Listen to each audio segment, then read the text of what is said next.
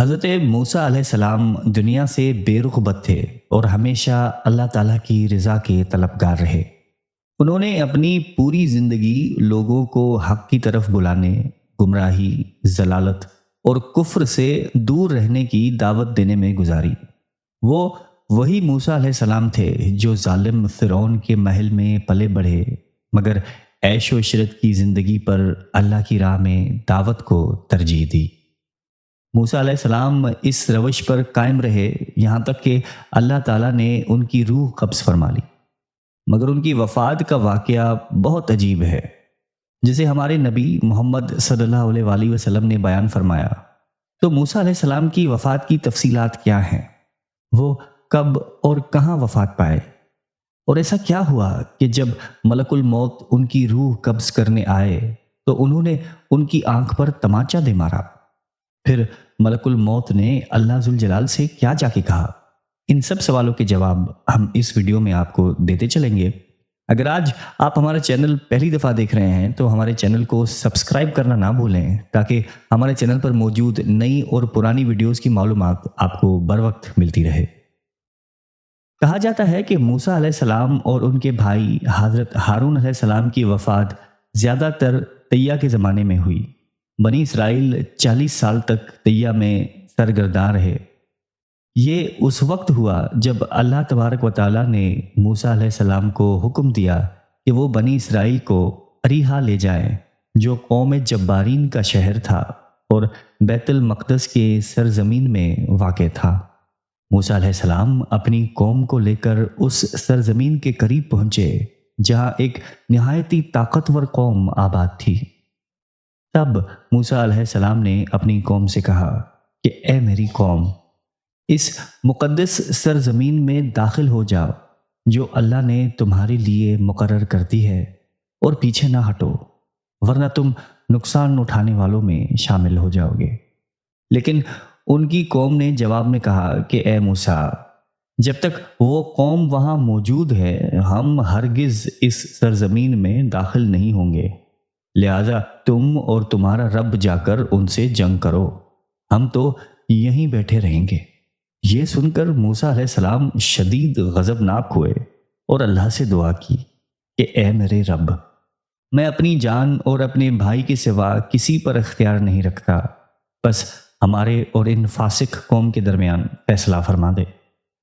اللہ تبارک و تعالیٰ نے فرمایا، پس وہ سرزمین 40 سال تک ان پر حرام کر دی گئی، وہ زمین میں سرگرداں پھرتے رہیں گے، پس تم فاسق قوم پر افسوس نہ کرو۔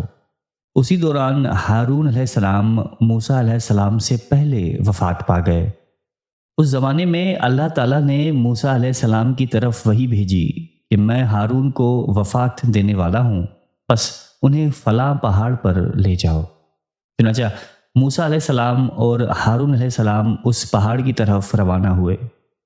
وہاں پہنچ کر انہوں نے ایک درخت دیکھا جو اس سے پہلے انہوں نے کبھی نہیں دیکھا تھا، اور ایک خوبصورت تعمیر شدہ گھر دیکھا جس کے اندر ایک بستر تھا جس پر نرم و نازک بچھونا بچھا ہوا تھا، اور اس گھر میں ایک نہایتی خوشبودار مہک پھیلی ہوئی تھی۔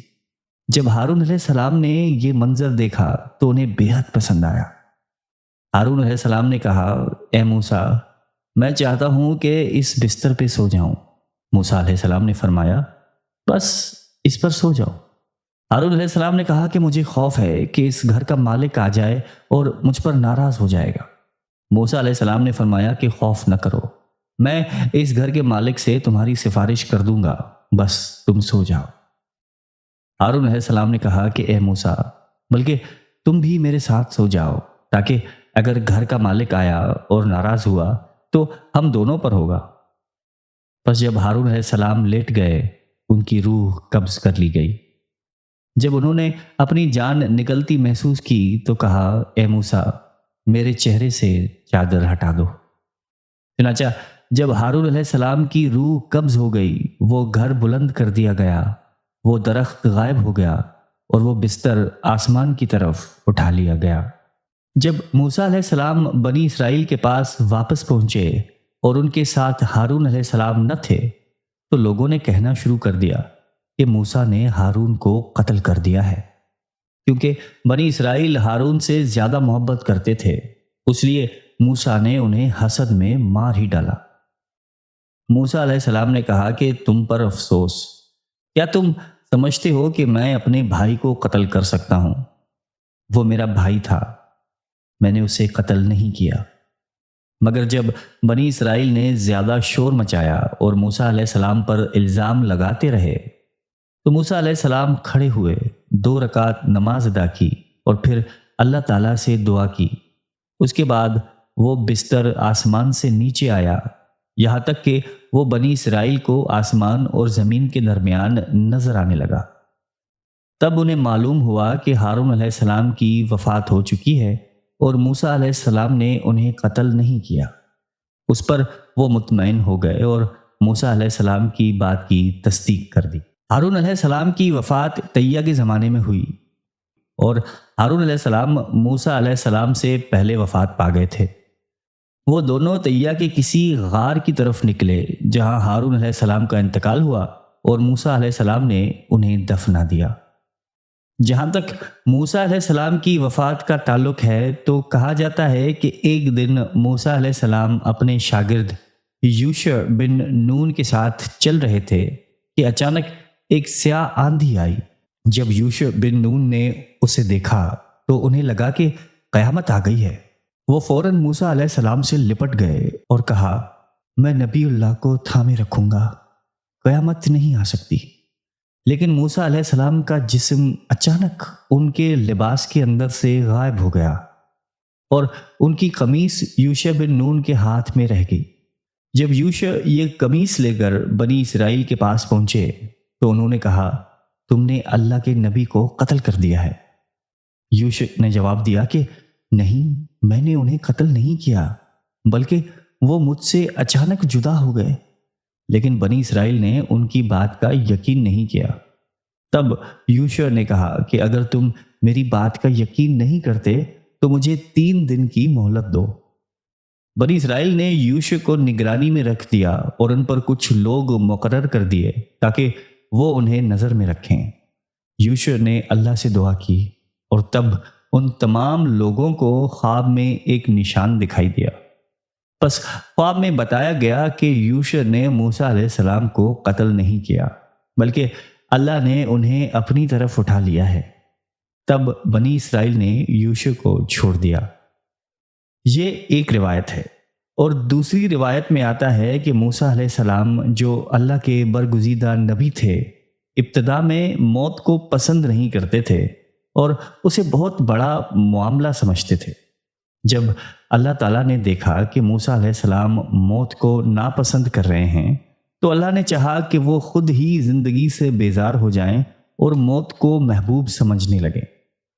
چنانچہ اللہ تعالیٰ نے یوشع بن نون پہ وحی نازل کی۔ یوشع روزانہ حضرت موسیٰ علیہ السلام کے پاس آتے اور جاتے۔ موسیٰ علیہ السلام ان سے پوچھتے کہ اے نبی اللہ، آج اللہ نے تم پر کیا نازل فرمایا؟ یوشع جواب دیتے کہ اے نبی اللہ، کیا میں نے اتنے سالوں تک آپ کی صحبت اختیار نہیں کی؟ کیا میں نے کبھی آپ سے پوچھا کہ اللہ نے آپ پر کیا نازل فرمایا؟ اور وہ کوئی نئی وحی کا ذکر نہیں کرتے تھے۔ جب موسیٰ علیہ السلام نے بار بار یہی رویہ دیکھا تو انہیں زندگی سے بیزاری محسوس ہونے لگی اور ان کے دل میں موت کی محبت پیدا ہونے لگ گئی۔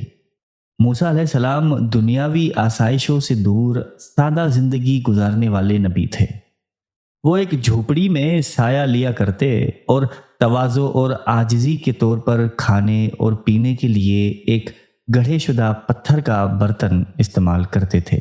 حمام بن منبہ نے روایت کی ہے کہ حضرت ابو ہریرہ رضی اللہ تعالیٰ عنہ سے روایت ہے کہ آپ علیہ السلام نے فرمایا کہ جب ملک الموت موسیٰ علیہ السلام کے پاس ان کی روح قبض کرنے کے لیے آئے تو کہا، اپنے رب کا حکم قبول کرو۔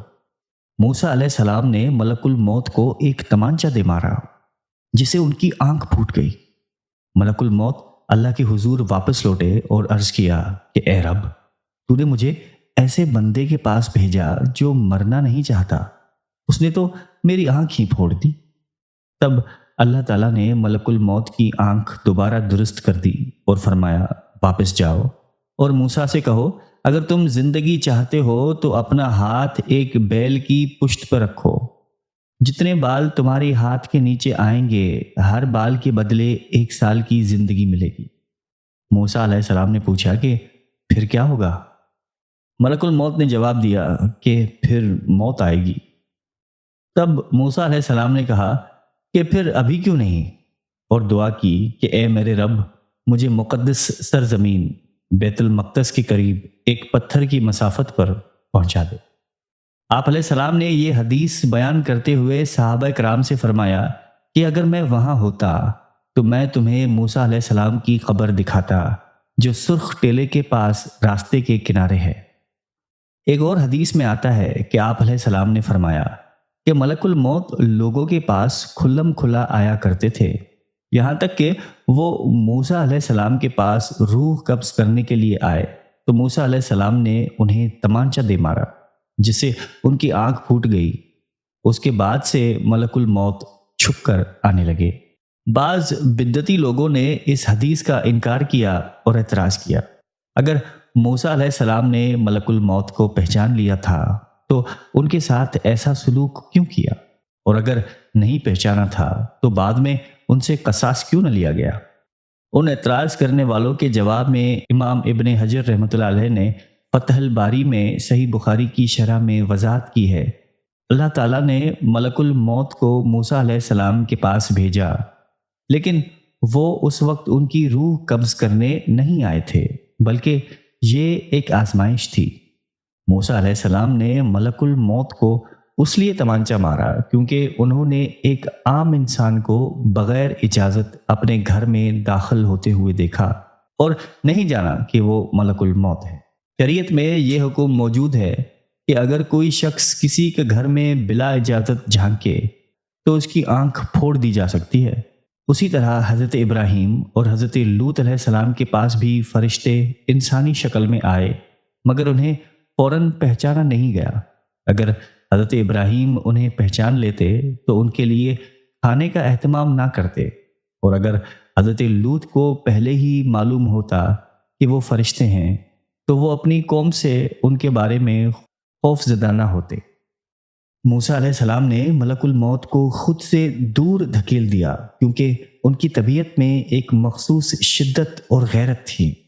جب اللہ تعالیٰ نے ملک الموت کی آنکھ واپس درست کر دی تب موسیٰ علیہ السلام کو معلوم ہوا کہ یہ اللہ کی طرف سے آئے تھے، تو وہ اس وقت مطمئن ہو گئے اور اپنے رب کے فیصلے کو قبول کر لیا۔ بعض روایات میں ہے کہ موسیٰ علیہ السلام کا انتقال صحرائے طیہ میں ہوا، جبکہ کچھ روایات کے مطابق انہوں نے جبارین کی سرزمین فتح کی۔ اللہ ہی بہتر جانتا ہے۔ حضرت موسیٰ علیہ السلام کی عمر 120 سال تھی، ان میں سے 20 سالہ مدت ملک افریدون میں اور 100 سالہ مدت ملک منو جہر میں گزری۔ جب 40 سال مکمل ہو گئے تو حضرت موسیٰ علیہ السلام کا انتقال ہوا۔ ان کی نبوت کا آغاز اللہ کی طرف سے تھا اور ان کا وصال ملک منو جہر کے دوران ہوا۔ اس کے بعد حضرت یوشع بن نون علیہ السلام کی نبوت ہوئی جو ملک منو جہر کے دور میں تھے اور 20 سال تک نبوت کرتے رہے۔ پھر ملک افریسیاب کے دوران 7 سال تک نبوت کی۔ وہب کی روایت ہے کہ حضرت موسیٰ علیہ السلام ایک دن کسی حاجت کے تحت تنہا چلتے ہوئے ایک گروہ فرشتوں کو قبر کھودتے ہوئے دیکھتے ہیں۔ ان فرشتوں کا کام بہت خوبصورت تھا اور وہ جگہ بہت سرسبز اور خوشنما تھی۔ حضرت موسیٰ علیہ السلام نے ان سے پوچھا کہ یہ قبر کس کی ہے؟ فرشتوں نے جواب دیا کہ یہ عبداللہ کا مقام ہے، اس کی آرام گاہ بہت عزت والی ہے، ایسی جگہ نہ کہیں دیکھی ہے نہ سنی ہے۔ حضرت موسیٰ علیہ السلام نے کہا کہ کیا مجھے بھی یہاں آرام کرنا پسند ہوگا؟ فرشتوں نے کہا کہ ہاں، اگر آپ چاہیں تو آ کر یہاں آرام کر سکتے ہیں۔ حضرت موسیٰ علیہ السلام نے فرشتوں کے کہنے پر اس قبر میں لیٹ کر آرام کیا اور پھر اپنے رب کی طرف رخ کر کے سانس لیا اور اللہ تعالیٰ نے ان کی روح قبض کر لی۔ پھر فرشتوں نے ان کی لاش پر مٹی ڈال دی۔